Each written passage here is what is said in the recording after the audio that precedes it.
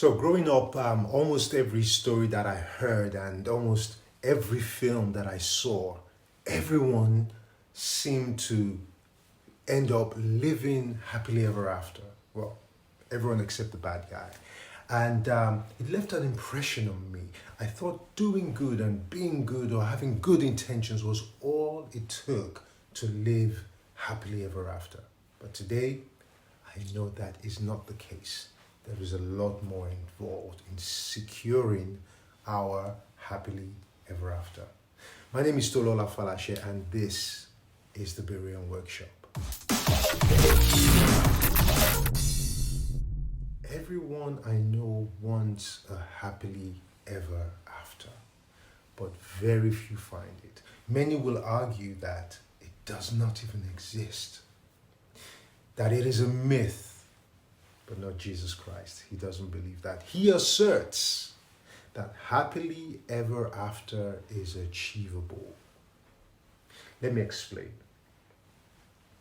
Conventional wisdom, right, suggests that if we do good in life, everything should end well for us. But the reality is very different. Doing good or having good intentions can get very complicated very quickly. Have you heard the saying that the road to hell is paved with good intentions? You see, good intentions alone are not enough to give us the happily ever after that we desire. Think about it for a minute. There are millions of hellish relationships that began with great intentions, loving intentions. There are countless hellish careers that began with amazing intentions. I know people with unsavory careers who started out with, you guessed it, good intentions. The list goes on. Incidentally, over 90% of life's problems are centered around relationships and career difficulties. All beginning with good intentions. They all began with good intentions. Therefore, simply doing good or having good intentions in life does not give us that coveted happily ever after. So what does? Jesus Christ, the most influential person in our history, said this about himself. He said, I am the light of the world. The one who follows me will never walk in darkness, but will have the light of life. In a nutshell, Jesus is saying, our happily ever after depends on only one of two options. Either we walk through life alone, make all the decisions ourselves, or we follow him. He likens walking through life without him the same as walking through life in darkness. Well, after all, he says he is the light of the world. This is according to the Bible. You find that in the book of John, chapter 8, verse 12. The Bible also makes it very clear that walking through life without Jesus, i.e. walking in darkness, never ends well. So good intentions don't always work.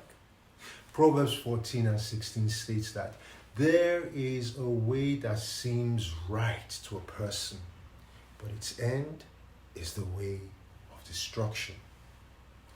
Also, the Bible in Proverbs chapter 2 talks about those who have left the path of righteousness to walk in the way of darkness, who rejoice in doing evil and delight in perversity and of wickedness. So walking through life without Jesus, walking in darkness, leads to destruction. Are you walking alone, or are you following the teacher, the greatest teacher to ever live, Jesus Christ? We walk alone through our life choices. Every time we make independent and contrary choices to what Jesus recommends, we choose to walk alone. We choose to walk alone and in darkness, firstly, when we refuse to accept his amazing invitation to follow him and surrender our lives to him.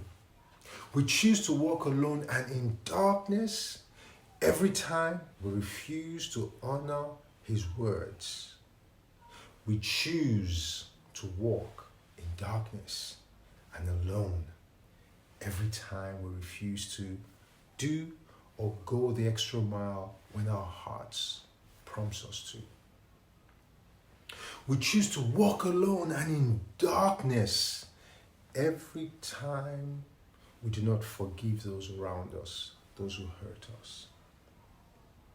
We choose to walk alone and in darkness every time we are boastful, every time we're prideful, and those sort of things. You know what I mean? You know those ones there.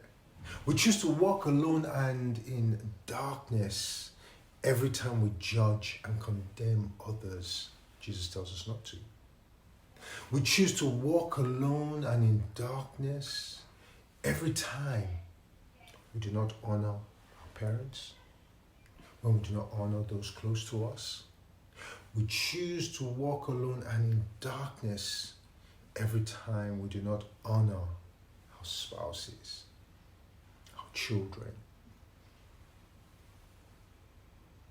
So, we can clearly see that walking alone, i.e. without following Jesus, is exactly the same as walking in darkness. It is walking without the light of the world. The real dilemma is the longer we walk alone and in darkness, i.e. without Jesus, the deeper the darkness gets in our lives. And the deeper the darkness gets in our lives, the more damage is done until it's too late. Too late is disastrous. Are you walking alone?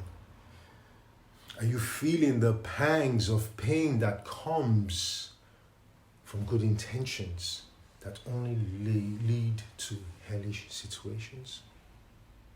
Jesus concludes his comments by saying this. He said, if anyone follows me, they will not walk in darkness. Following him does not mean that there will be no troubles. It doesn't mean that there will be no challenges. No. It does not mean that there will be no opposition. Following Jesus simply means that he will provide the wisdom, the understanding, the counsel, the strength, and the knowledge to navigate every challenge we face. The Bible promises that. So it thereby guarantees us our happily ever after. Are you following Jesus? Really following Jesus? Next time I'll share my thoughts about how to successfully follow Jesus and secure that happily ever after.